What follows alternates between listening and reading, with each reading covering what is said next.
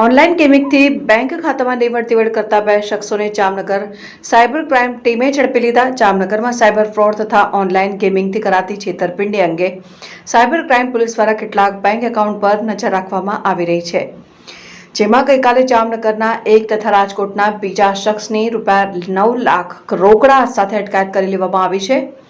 Jamnagar cyber crime police દ્વારા cyber crime portal તથા સમન્વય પોર્ટલ પર મોનિટરિંગ કરવામાં આવી રહ્યું છે।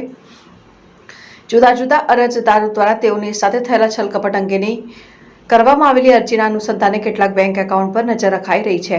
તે દરમિયાન અમુક બેંક ખાતામાં મોટી રકમની લેવડ-દેવડ જણાઈ આવતા તે ખાતા અંગે વિગતો કઢાવાઈ હતી, જેમાં જામનગરના રામેશ્વર નગર નજીક મધુવન પાર્કમાં રહેતા હર્ષેલ રમેશભાઈ મુંજપરા ઉર્ફે મોન્ટી નામના આસામીના બેંક ખાતાની વિગતો ધ્યાને આવી હતી। આ શખ્સ અને તેના મળતિયાઓ સચુબા સ્કૂલ પાસે SBI નજીક પૈસાની લેવડ-દેવડ કરી રહ્યા હોવાની બાતમી મળતા PI એ ધાસુરા તથા સ્ટાફના BA જાડેજા, KV જાડેજા, પ્રણવ વસરાએ ત્યાં ધસી જઈ હર્ષેલ મુંજપરા તથા રાજકોટના 150 ફૂટ રિંગ રોડ પર રહેતા ભદ્રેશ નરેશભાઈ વિપાણી નામના 2 શખ્સને પકડી પાડ્યા છે। શખ્સોના કબજામાંથી ₹9 લાખ રોકડા કબજે કરાયા છે। તે રકમ અંગે કોઈ આધાર પુરાવા રજૂ ન થતા તે રકમ કબજે કરી બંને શખ્સની અટકાયત કરાઈ છે। આ શખ્સો સાયબર ફ્રોડ થતા ઓનલાઈન ગેમિંગ માટે બેંક એકાઉન્ટમાં થતી નાણાંની ગેરકાયદે લેવડ-દેવડ કરતા હોવાની આશંકા સેવી બંનેની પૂછપરછ હાથ ધરાઈ છે।